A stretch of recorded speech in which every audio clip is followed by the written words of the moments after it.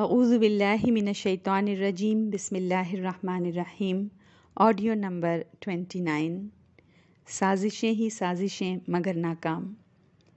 دوسرا طریقہ جو کفار نے اختیار کیا وہ مخالفت کا یہ تھا کہ وہ پروپیگنڈا کیا کرتے تھے، اور وہ کس طرح؟ وہ اس طرح کہ قرآن کے پیغام کو مسخ کیا کرتے تھے، ڈسٹارٹ کیا کرتے تھے، شکوک و شبہات پیدا کیا کرتے تھے، اور نبی اکرم صلی اللہ علیہ وسلم کی شخصیت سے لے کر تعلیمات تک کو مختلف اعتراضات کا نشانہ بنایا کرتے تھے۔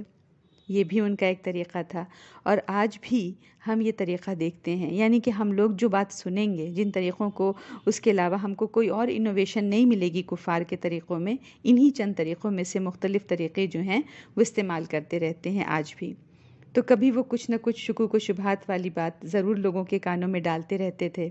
کبھی یہ کہتے کہ یہ تو سارے خواب ہیں، کبھی کہتے اسے محمد صلی اللہ علیہ وسلم نے گڑھ لیا ہے، کبھی کہتے یہ پہلوں کے افسانے ہیں، کبھی کہتے ان کے پاس شیاطین یا جن اترتے ہیں، کبھی کہتے وہ شاعر ہیں اور اپنی شاعری سے لوگوں کو کھینچ رہے ہیں۔ تو اللہ تعالیٰ ان کے ہر شوشے کا جواب دیتا، جیسے اللہ تعالیٰ نے سورۃ شعراء میں فرمایا، اس پر شیاطین اترتے ہیں، وہ ہر جھوٹے اور گناہگار پر اترتے ہیں۔ شعراء کی پیروی کے بارے میں اللہ تعالیٰ نے نبی اکرم صلی اللہ علیہ وسلم سے کی پیروی بہکے ہوئے لوگ کرتے ہیں، تم دیکھتے نہیں وہ ہر میدان میں بھٹکتے پھرتے ہیں اور ایسی باتیں کہتے ہیں جنہیں خود نہیں کرتے۔ ایک اور چال جو انہوں نے چلی، اس کا آئیڈیا نضر بن حارث نے دیا۔ اس نے کہا کہ واقعات سے اور کہانیوں سے اور افسانوں سے قرآن کا مقابلہ کرنا چاہیے۔ خود بھی وہ ہیرا گیا اور بادشاہوں کے اور رستم اسفندیار کے قصے اس نے سیکھے اور واپس مکہ آ گیا۔ ہم یوں سمجھیں کہ ایبراڈ گیا، انٹرٹینمنٹ میں اس نے ڈگری حاصل کی اور واپس آ کر اس جاب میں لگ گیا تاکہ وہ یہاں مزید اسلام کی دعوت روکنے کے لیے اپنا حصہ ڈال سکے۔ جب نبی اکرم صلی اللہ علیہ وسلم لوگوں کو لے کر بیٹھتے، یہ پہنچ جاتا اور اپنے قصے شروع کر دیتا۔ چند گانے بجانے والی لونڈیاں بھی اس نے خرید رکھی تھیں۔ جب کسی کے بارے میں پتہ چلتا کہ وہ نبی اکرم صلی اللہ علیہ وسلم کی طرف مائل ہو رہا ہے تو اس کی طرف ایک لونڈی بھیج دیتا، کہتا اس کو کھلاؤ پلاؤ گانے سناؤ، یہاں تک کہ اسلام کی طرف اس کا جھکاؤ، اس کا انکلینیشن نہیں رہتا۔ اسی کے بارے میں اللہ تعالیٰ نے سورۃ لقمان میں فرمایا، انسانوں میں کوئی ایسا ہے جو کہ خرید لاتا ہے کلام دل فریب تاکہ اس کے ذریعے سے یہ لوگوں کو بھٹکا دے اللہ کے راستے سے۔ تو یہ چیز بھی ہم آج کل دیکھتے ہیں، انٹرٹینمنٹ ہے یا فلم انڈسٹری ہے یا اسی طرح ناولز کا، ڈراموں کا ایک چسکا ہے جو لوگوں پر چڑھ جاتا ہے، اور یہ چیز یقیناً ایک ہنڈرنس بنتی ہے، رکاوٹ بنتی ہے قرآن کی طرف آنے میں۔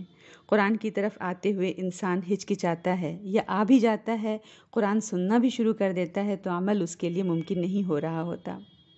اسی طرح بحث اور کٹ حجتی سے دعوت روکنے کی ناکام کوشش کرتے، کبھی توحید کو لے کر تو کبھی رسالت کو لے کر اور کبھی زندگی بعد موت کو لے کر بحث و مباحثہ، طرح طرح کے سوالات کرتے، پھر کبھی نشانیوں کا مطالبہ کرتے، کبھی معجزات کی ڈیمانڈ کرتے۔ ان کی ہر چال صاحب ایمان کو ہلا نہ سکیں، اور پھر ان کا ایک بڑا وفد ابو طالب کے پاس گیا کہ وہ نبی اکرم صلی اللہ علیہ وسلم کو اسلام کی تبلیغ سے روکیں۔ انہوں نے ابو طالب سے کہا کہ آپ بھی تو ہماری طرح اس سے الگ دین پر ہیں، لہٰذا آپ بھی اسے روکیں، وہ ہمارے خداؤں کو برا بھلا کہتا ہے، ہمارے دین پر عیب لگاتا ہے، ہمارے آباء و اجداد کو گمراہ کہتا ہے۔ تو ابو طالب نے انہیں سمجھا بجھا کر اس وقت تو لوٹا دیا، لیکن نبی اکرم صلی اللہ علیہ وسلم کی تبلیغ جاری تھی۔ اب وہ ابو طالب کے پاس دھمکی اور چیلنج لے کر آئے کہ اب اگر آپ محمد کو نہ روک سکے تو ہم سب آپ کے اور اس کے دونوں کے مقابل پر اتر پڑیں گے۔ ابو طالب کو یہ دھمکی اور چیلنج بڑا بھاری محسوس ہوا، تو انہوں نے نبی اکرم صلی اللہ علیہ وسلم کو بلا کر ان کی بات سنائی اور کہا، مجھ پر اور اپنے آپ پر رحم کرو اور میری طاقت سے زیادہ مجھ پر بوجھ نہ ڈالو۔ جب نبی اکرم صلی اللہ علیہ وسلم نے ان کی یہ کمزوری دیکھی تو فرمایا، چچا جان، واللہ اگر یہ لوگ میرے داہنے ہاتھ میں سورج اور بائیں ہاتھ میں چاند رکھ دیں کہ میں اس کام کو چھوڑ دوں تو بھی چھوڑ نہیں سکتا، یہاں تک کہ یا تو اللہ اس دین کو غالب کر دے یا میں اسی راہ میں ہلاک ہو جاؤں۔ اس کے بعد نبی اکرم صلی اللہ علیہ وسلم کے آنسو نکل آئے اور آپ رو پڑے۔ یہ دیکھ کر ابو طالب نے کہا، بھتیجے جاؤ، جو کہنا ہو کہو، واللہ میں تمہیں کبھی کسی بھی وجہ سے چھوڑ نہیں سکتا۔ قریش نے دیکھا کہ ان کی دھمکی بھی کارگر نہیں ہو رہی ہے تو انہیں ایک عجیب و غریب تجویز سوجھی۔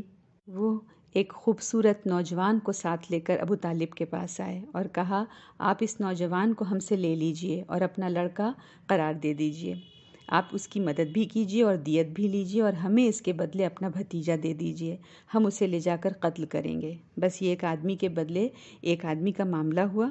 تو ابو طالب نے کہا واللہ تم لوگ انتہائی برا سودا کر رہے ہو، مجھے تو تم اپنا بیٹا دیتے ہو کہ میں اسے کھلاؤں پلاؤں اور مجھ سے میرا بیٹا مانگ رہے ہو کہ اس کو قتل کرو، اللہ کی قسم یہ کبھی نہیں ہو سکتا۔ والسلام علیکم ورحمۃ اللہ وبرکاتہ۔